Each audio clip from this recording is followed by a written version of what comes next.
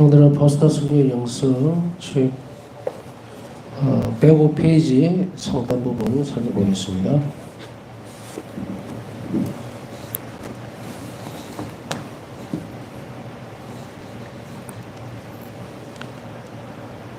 파우스 성령은 그리스도의 신비체에서 수직적인 차원과 수평적인 차원을 인지했다고 얘기했습니다. 수평적인 차원은 모든 구성원 상호 간의 작용, 연대 공동 책임의 원리가 따릅니다. 성경은 이 점을 다음과 같이 완전하게 이해를 합니다.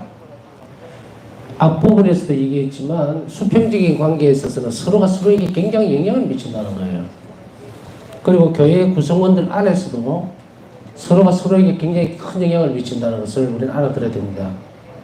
뭐 간단히 예를 들면 내가 어떤 교회 공동체에 같이 있는 사람과의 사이가 안 좋아요. 예를 들어서 또 그 사람이 나를 굉장히 좀 못살게 구는 듯한 그런 느낌들, 혹은 뒷담 화라 그러죠. 뒤에서 만들어내고 말을 만들어내고 이제 그런 모습들을 보면 사실은 저는 악의 활동을 봐요.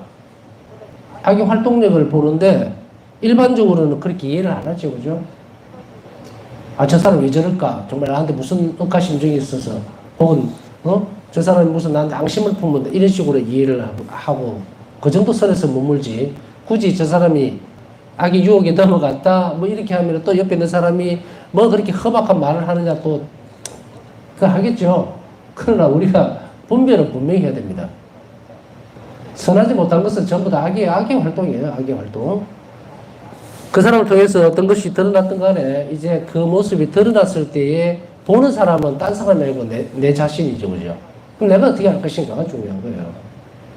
근데 우리는 이런 것들을 연습하거나 익숙해지지를 않다 보니까 어떻게 합니까? 선동을 하려고 그러죠. 그리고 옆에 이제 자기 편을 만들려고 자꾸 한단 말이죠.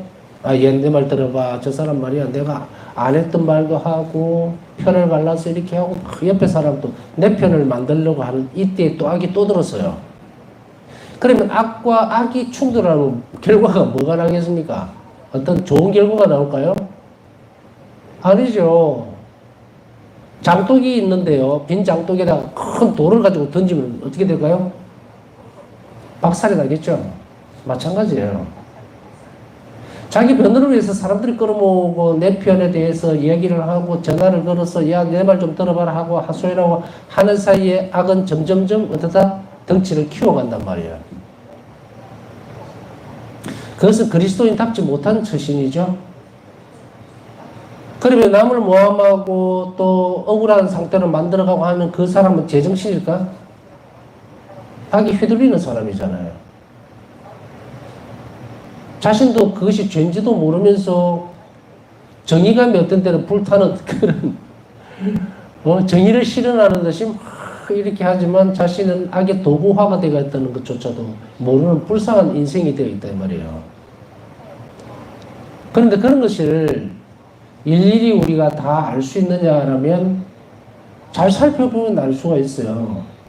왜냐하면 검은색과 흰색은 구별이 금방 가니까. 검은색과 흰색을 구별 못하는 사람은 없잖아요.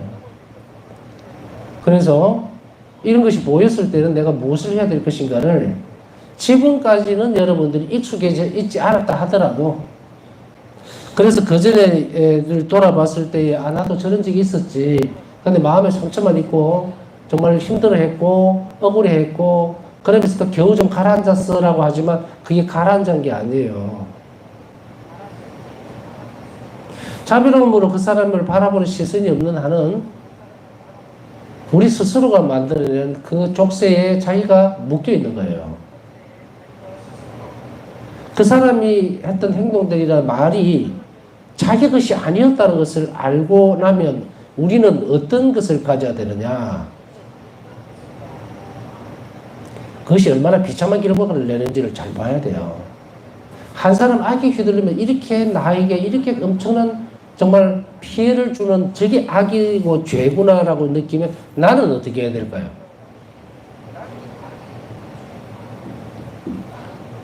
죄에 협력해가면서 이렇게 나를 비참하게 만들고 억울하게 만들고 힘들게 만들었다면 그럼 나는 죄를 안 지으려고 해야 되겠죠. 그걸 보고서. 그거 막 득달같이 달려들어가지고 이걸 어떻게 해결할까? 그게 아니에요. 예수님이 그걸 통해서 나에게 빛을 쫙 비춰주는 것은 뭐냐면, 봐라, 죄가 얼마나 피폐하게 만드는지. 우리는 내 경험이 아니고 내가 겪어보지 않으면 잘 호응을 안 하려고 그런 습성이 있어요. 그래서 누군가의 아픔을 이해한다는 것도 어쨌든 정말 높은 단계의 어떤 영성적인 어떤 길에 이르기까지는 그 사람이 객관적으로 봅니다. 아유, 아프지, 이 정도. 좀 애잔한 마음 정도로 가지지, 정말 그 사람의 아픈 정도가 내한테 그대로 와 있는 거, 이거는 은총이거든요. 이 특별한 은총이에요. 그 사람이 그 아픈 마음까지 다 알아듣는 거. 그 예수님 마음을 닮은 거거든. 뭐 아주 불가능한 게 아니고 여러분 다 그렇게 돼야 돼요. 노력해서 그리고 가야 되겠죠. 자, 그런데 그렇게 은총의 정도에서 우리를 협력해 주는 것을 알게 되면 그 다음에 그 사람에 대해서 반사되어지는 것. 왜 내가 저걸 보게 됐을까? 그때 이 고리를 끊어내려면요, 하나님 앞에서 저 사람이 어떻고 저떻고 저 사람이 정말 못됐습니다, 억울하니까 억울함을 풀어주세요가 아니고, 그것이 내 눈앞에 있던 내 경험으로 이렇게 다가왔을 때 예수님은 허락해 주신다 그랬죠. 뭐를? 니는 죄짓지 말아라, 이 말이에요. 너 저 사람에게 저렇게 해보니까 얼마나 억울하고 얼마나 참 피눈물이 나고 자존심 상하고 세상의 삶의 의미까지도 정말 이러면 안 되지, 그죠? 안 되죠. 그러나 그까지도 막 흔들 만큼 그렇게 위험한 상태까지 가는 것이 죄단 말이에요, 죄. 바우사 성녀는 여러 수천 번의 지옥의 어떤 벌을 받더라도 죄를 안 지을 겁니다. 아주 사소한 죄라도 이 말씀을 이해하시겠죠, 이제. 그랬을 때에 내가 지는 죄가 이렇게 다른 사람에게 저렇게 엄청난 것을 줄 수 있구나, 피해를. 그것뿐 아니고 그 이전에 예수님을 너무도 고통스럽게 만드는 것이구나라는 것을 알 때 이제 이 말을 이해를 하게 되는 거예요. 수평적 관계. 내가 작은 죄를 지었을 때에 어느 공동체 일원이든 이 세상에 누군가가 엄청나게 고통스러워한다는 거예요. 사실은 뭐 세상 곳곳에서 찾아보면 고통받는 사람 참 많죠. 근데 어떤 사람들은 뭐라고 얘기합니까? 도대체 이 고통이 어디서 왔는지 몰라요 라고 얘기를 해요. 그런데 살펴보면 저 끝에 푸틴이라는 인간이 죄를 막 만들어내니까 그 고통의 찌끄러기들이 전부 어디로 튑니까? 전 세계로 확산을 하는 거예요.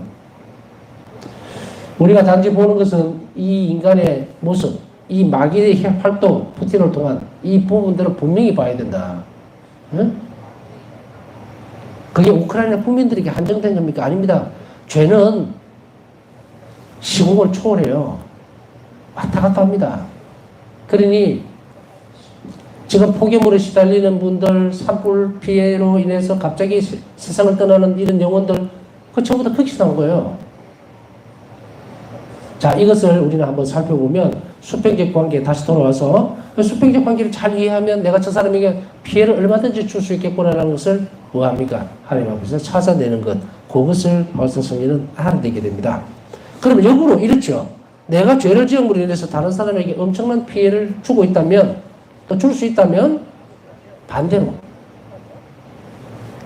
죄인들을 회개시키고 잃어버린 영혼들을 찾아오고 지옥으로 떨어질 영혼들을 구원해내는, 또 혹은 아파하고 힘들어하고 정말 고통스러워하는 그런 우리 이웃들을 이렇게 세우고 또 건강한 삶으로 다시금 예수 그리스도에게 데려가는, 이거는 뭐로 필요할까? 그것은 우리 자신이 거룩해지면 된다. 이것을 성경은 이렇게 얘기하고 있습니다. 한 영혼의 성덕이나 타락은 교회 전체에 큰 영향을 미친다. 자, 이 부분을 제가 쭉 설명해 드렸어요. 이 앞전에서도 설명해 드리고. 우리 자신 한 명이 얼마나 엄청난 일을 하고 있는지 몰라요. 내가 게으름을 부리면 교회 전체에, 그때 말씀드렸죠. 한쪽이 그냥 팔 놓고 있으면은 그 무거운 통나무를 다른 사람은 2배, 3배로 힘을 들여서 칠 수밖에 없다고. 나 자신과 내게 가까운 사람들을 관찰하면서 나는 내가 다른 영혼들에게 얼마나 큰 영향력을 미치고 있는지를 이해하게 되었다. 나 자신과 내게 가까운 사람들을 보면서 바울서 일기에 보면은 어떻게 나옵니까? 내가 기도를 바쳤을 때 그 사람 변화가 되고, 또 악에 시달리는 그 사람 모습 안에서 죄의 형태를 보게 됩니다. 죄의 신비라는 것이 이거예요. 왜 죄가 그냥 신비인 줄 압니까? 죄에 대한 정확한 의미를 딱 찍어서 얘기할 수 없는 부분들이 이 죄의 영향력이라고 하는 것이 너무도 엄청나고 베일에 가려져 있어요. 그러니 지금은 우리가 예수님께서 사람이 되심으로 인해서 이 죄의 신비에 대해서 드러내 준 거예요. 얼마나 죄가 엄청난 일을 일으키는지, 인간이 저지른 이 죄가 그 근본 원인이 마귀가 하는 짓이라는 건 그걸 분명하게 밝혀준 것이 예수님께서 순환을 당하시면서 보여줬죠. 그러니까 그 신비가 드러난 거예요. 예수님 위해서. 그러면은 다른 한편으로 보면 이렇게 볼 때에 내가 선한 영향력을 미칠 수도 있고 악한 영향력을 미칠 수 있다는 거예요. 내가 그렇게 해지고 그리고 내가 기도를 하고 그리고 완덕에 이를 때 성덕을 쌓아가면 교회 구성원들에게 또 혹은 교회 구성원이 아니라 하더라도 내 가까운 사람들에게 얼마나 좋은 모습들, 은총을 줄 수가 있죠. 그러나 내가 그렇게 하지는 것을 포기하거나 혹은 느슨하게 생각하거나 의미 없이 생각하거나 하는 그 순간에 어떻게 돼요? 내 게으름이나 부족함으로 인해서 다른 지체 또 다른 영혼들이 구원받을 수 있는 기회들을 박탈당하고 있다면 우리는 이 신앙생활이 그렇게 녹록지 않다는 것을 알게 되겠죠. 이런 부분들을 교회 구성원 안에서 파사 성녀가 견뎌냈고 알아냈던 이 신비들을 가만히 들여다보면 내가 그리스도인으로 산다는 것이 굉장히 어렵다는 것을 알게 돼요. 아, 지금까지는 그냥 성당에 가고 레저 활동도 좀 하고 또 봉사 활동도 좀 하고 이러면 되는 줄 알았는데 그게 아니라 안을 들여다보니까 그렇지, 천국 가기가 쉬운 게 아니지. 예, 쉬운 거 아닙니다, 절대로. 절대로 이대로는 안 됩니다. 그러면 이렇게 들여다보니까 너무도 골치가 아픈 문제예요, 이게. 골치가 아픈 문제가 아니라 기쁘고 즐거운 길이 그게 함께 있어요. 왜냐하면 그것이 행복으로 가는 길이니까. 그거를 살펴봐야지. 아우, 귀찮아. 내가 언제까지 기도해야 되고, 뭐, 정말 조신하게 앉아서 그렇게 하는 게 이렇게 성처조배를 해야 되고, 그래. 하늘에 계신 아버지께서 완전하신 것처럼 너희도 완전하게 되어라는 그 말을 100번, 1000번, 10,000번 곱씹고 되씹어서 그렇게 지도록 해야 됩니다. 우리가 완전해지지 않으면 이 땅에서 우리가 하나님의 자비로 완전히 자비로 변하지 않으면 어디로 가요? 연옥 가야 됩니다. 가지 말라고 지금 가르쳐 주는 거예요. 간다 안 간다의 문제를 떠나서 가지 말라고 얘기하는 거죠. 그러면 우리 책임감이 얼마나 크고 여러분들이 가지고 있는 능력이 너무도 대단합니다. 무슨 뭐 어떤 성인기도에서 무슨 은사가 뭐 한다 그거 아무 필요 없어요. 아무 필요 없다는 말은 쓸모없다는 얘기는 아닙니다. 우리가 하나님 알아뵙는 데는 필요한 부분들이에요. 이 은사들은 분명히 너무도 소중하고 좋은 겁니다. 그러나 제가 말씀드리는 것은 쓸모없다는 말은 그런 의미가 아니고 이것으로는 하나님과 하나가 되지 못한다는 거예요. 이거보다 더 높은 단계로 가야 된다는 거예요. 우리가 전에도 말씀드렸죠. 제가 이제 얘기를 하면 제가 쓸모없다는 말의 의미가 아무짝에도 필요 없다 이런 의미 아니라는 거 아시겠죠? 오해하시면 안 됩니다. 이것만으로는 안 된다는 거예요. 이것에 만족해서 주저앉으면 안 된다는 얘기예요. 그것은 전에 말씀드렸듯이 우리는 예수님을 원해야 돼요. 무슨 은사도 좋고 이웃에게 그 은사로 봉사하는 것 좋습니다. 분명히 훌륭한 일이고 좋은 행동들이에요. 선한 일이죠. 그러나 그것만으로는 우리는 열매만 자꾸 따먹으려고 하기 때문에 그렇게 해서는 안 된다는 의미에서 말씀드리는 거예요.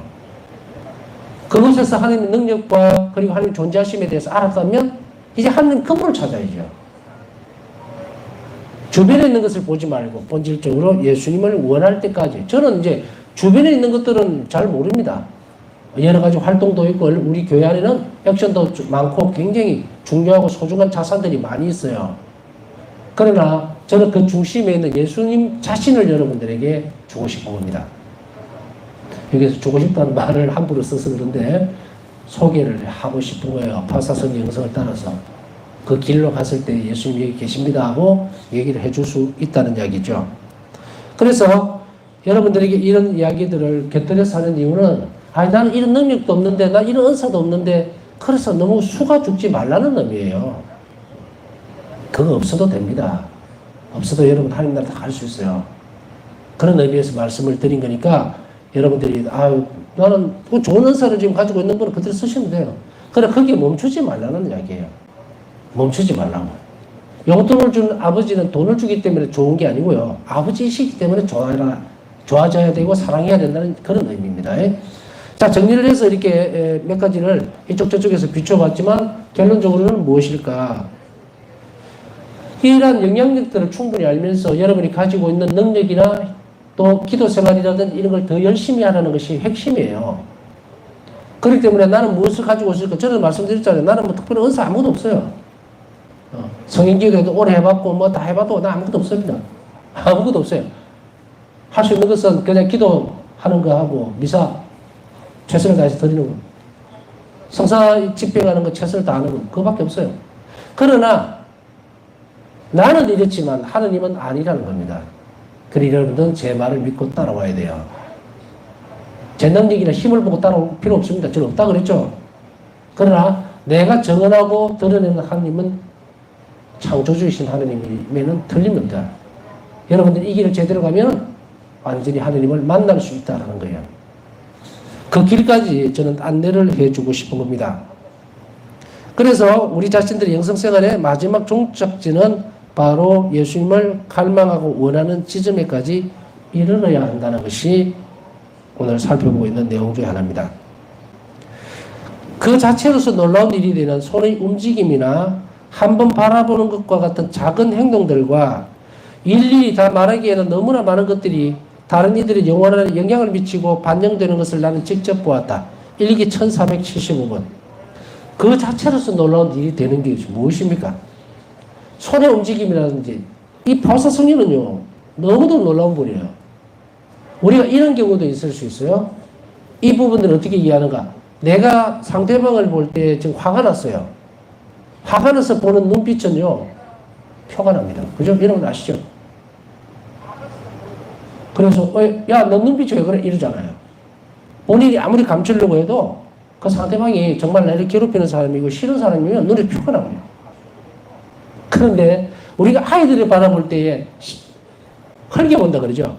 그렇게 하는 사람은 거의 뭐 100% 가까이 없어요.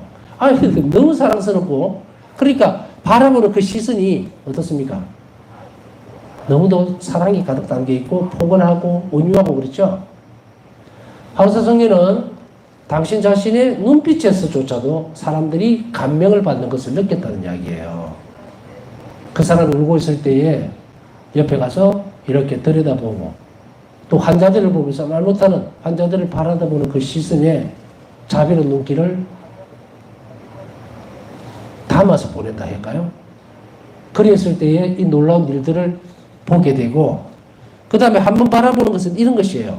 손의 움직임이라든지 이런 것들도 우리가 어떤 때는 아주 슬퍼서 우는 사람들에게 따뜻하게 등을 이렇게 썰어줄 때 그 움직임 하나만으로도 그 사람은 내 슬픔을 누군가 알아주고 있다는 그런 위로를 받는 경우도 많이 봤을 것이고 이런 손 동작이라든지 이런 것들은 우리도 언제든지 여러분들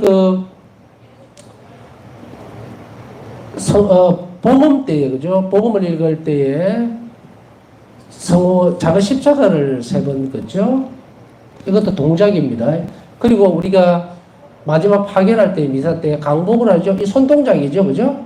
안수할 때 손을 얹이죠. 이 손동작으로 얼마나 놀라운 일들이 벌어집니까? 그죠? 특히 저도 성경기도회 하면서 이렇게 할 때는 어떤 축복이 갔는지 사실 모릅니다. 그러나, 감명받았다. 혹은 하나님 축복이 이 사람에게 주어지겠지라는 간절함은 있어요, 항상. 그래도 그게 금방 드러나지 않는다고 하더라도 꼭 굳이 하나님이 은총을 주시는 걸 내 눈으로 확인해야 되겠다? 그런 마음 저는 없어요. 최선을 다해서 축복해 주기를 바라는 건데 또 받은 사람들 입장에서는 오늘 너무 은총을 많이 받은 것 같습니다. 라고 하면 예, 하나님께 감사하십시오 밖에 그 은총이 어떤 변화를 일으키는지 내가 알게 뭡니까? 모릅니다.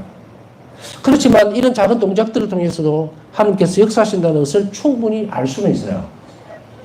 이런 것들을 얘기를 하고 있고 이것이 다른 영혼들에게 큰 영향을 미친다는 것을 바울사성에는 알았고 바울사성의 이 말씀으로 인해서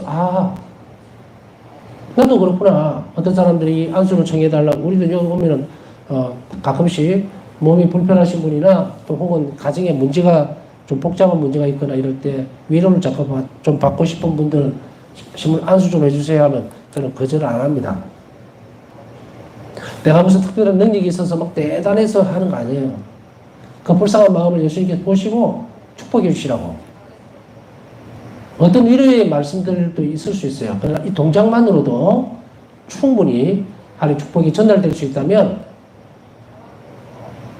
아까 말씀드렸듯이 저는 그 결과를 모릅니다. 그러나 바울사 성령은 증언을 하고 있어요. 이 작은 동작이 그 영혼에게 얼마나 큰 영향을 미치고 있는지 모릅니다.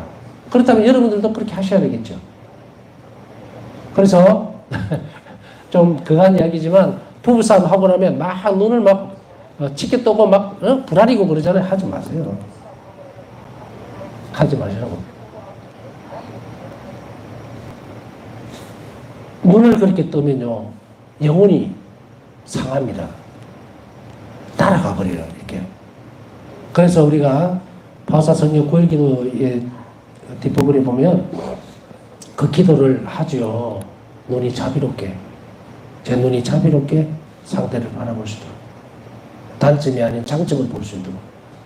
이거 연습하세요. 연습하시면, 왜냐면은 또 다른 어떤 시비거리를 만들어낼 수 있잖아요. 요즘 보면은 그런 거 있죠. 그건 물론 뭐 나쁜 예 중에 하나지만 지나가다가 쳐다봤다고 시비 걸고, 물론 좀 정신이 좀 이상한 사람이지만 여하튼 우리가 볼 때에 이런 것들을 온유하게 바라보는 연습을 자꾸 하는 것이 좋습니다. 그 사람에게도 좋은 영향을 미치게 된다는 것도 우리가 잊지 말아야 됩니다. 그래서 우리 오감, 감각적인 것들을 통해서도 사람들에게 굉장히 많은 영향력을 줄 수 있다는 것은 여러분들이나 저나 다시 한 번 더 잘 살펴봐야 됩니다. 우리 그 인간은요, 희한하게도 얼굴에 표정이 막 드러나요. 어린아이들 섭섭하게 하면 입이 삐쭉삐쭉 하죠. 입이 삐쭉삐쭉하고 눈이 막 커졌다가 작아졌다가 표정이 막 드러나죠. 이것이 상대방에게도 영향을 미치고 있다는 것을 우리는 오늘 배웠습니다. 그러니 항상 도끼는 뜨지 마시고 항상 온유하게 편안한 눈길로 상대방에 대한 그런 선한 의지를 가지고 바라보는 연습을 하시는 것이 좋습니다. 본당마다 각 공동체가 이런 선한 눈길로 선한 손짓으로 이렇게 움직이신다면 아주 많은 변화가 있을 겁니다. 우리 가정에서도 마찬가지일 거고요. 성녀는 교회 구성원들의 기쁨과 슬픔을 자신의 삶에서 느꼈다. 바울사 성녀는 당신 자신이 어떤 교회 구성원들이라면 같이 사는 분들이죠, 그죠? 수녀님들일 수도 있고 또 혹은 기숙사의 학생들일 수도 있고요. 그러나 바울사 성녀는 어떤 상태에 놓여져 있는 그들을 위해서 기도했을 때에 그 느낌을 느끼는 경우가 있었고 또 좋아지는 경우도 느낄 수 있었고, 그래서 나중에 일기에 보면 바울사 성녀는 누군가가 당신을 위해서 기도하는 것을 알 수 있었다라고 하는데 이건 여러분들도 얼마든지 체험할 수 있는 부분들이에요. 이런 동작이나 마음의 움직임이라든지 또 다른 사람을 생각하는 그런 태도들이 여러분 영혼 안에 형성이 되면 누군가가 나를 위해서 참 많이 기도해 줬구나라는 것을 알 수 있을 때가 옵니다. 나는 안 되는데 그런 거 없어요. 다 됩니다. 그러니 여러분들이 얼마나 이 바울사성의 영성의 길을 잘 따라가면서 한 자기 신심을 키워나가는 데 따라서 여러분 안에 신비로운 체험들은 얼마든지 가능한 부분이에요. 그렇다고 해서 너무 신비적인 부분 바라보지 말고 현실적인 부분들에서 좀 더 많은 자비를 베풀도록 해야 되겠죠. 성녀는 고해성사를 통하여 죽어가던 영혼이 다시 생명을 되찾는 것을 보며 공동체 안에서 성실한 사랑과 선이 성장하는 것을 보며 기뻐했다. 고해성사를 통하여 죽어가던 영혼이 다시 생명을 되찾는 것을 보았다라는 말에서 저는 큰 공감을 가집니다. 아주 드물고 아주 오래전 이야기지만 그 전에도 한번 말씀을 드린 적이 있죠. 고해성사에 대한 미사 마치고 잠깐 들춰보면 이런 내용이었어요.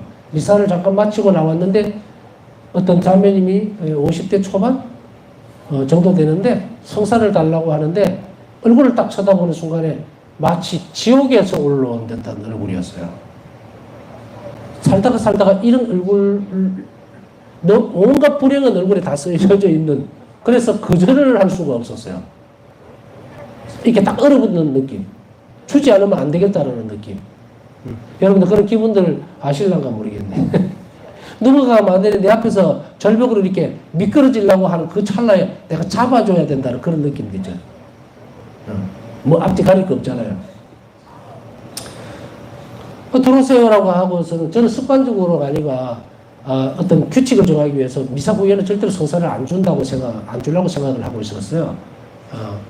왜냐하면은 자꾸 이래 되면은 생활 패턴도 깨지고 미사 마치고 나면 신자들하고 인사해야 되는데 성사 좀 주세요 이러면은 인사도 못하고 이래 되잖아요. 그래서 성사는 미사 앞에만 30분 전에만 주는 것으로 정했었는데 이번엔 도저히 안 되겠더라고요. 들어와서 성사를 주고 참 주면서도 참 잘 줬다라는 생각을 하면서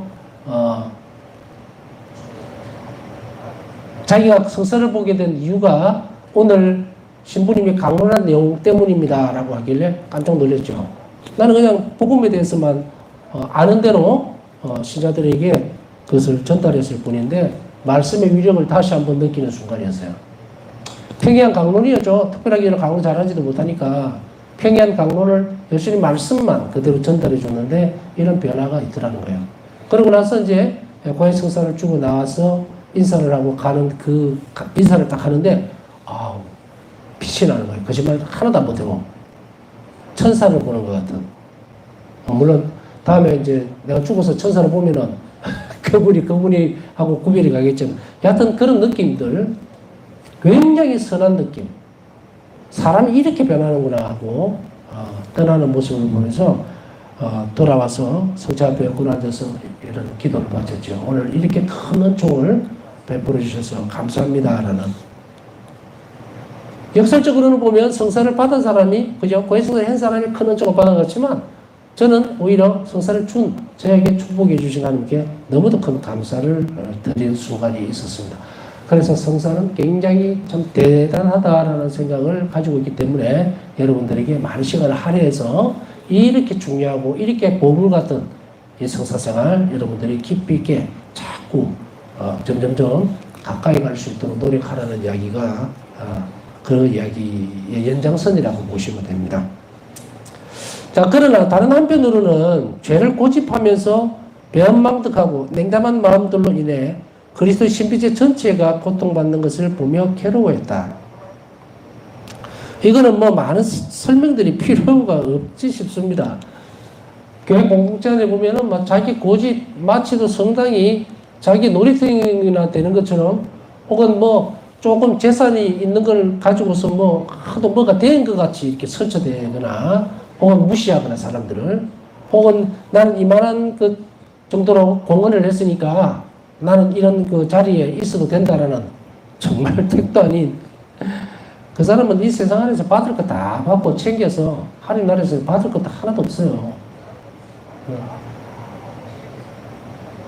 그러나 이런 변막당한 모습들을 보면서도 비난하거나 이런 것이 아니고 바울사 성령은 과감하게 얘기를 합니다. 사실 우리가 살펴보면은 어떤 공적인 어떤 자리에서 교회 공동체가 말해 이래가 되겠느냐? 어떻게 해야 되면 잘 못합니다. 못하신 분들도. 괜히 그렇게 하면 또 분란이 생길 것 같아가지고 아이고 우리 신부님 또 뭘 또 보고서 저렇게 하나? 맨날 저런 식으로 쫓아나니 이렇게 돼버린다네요.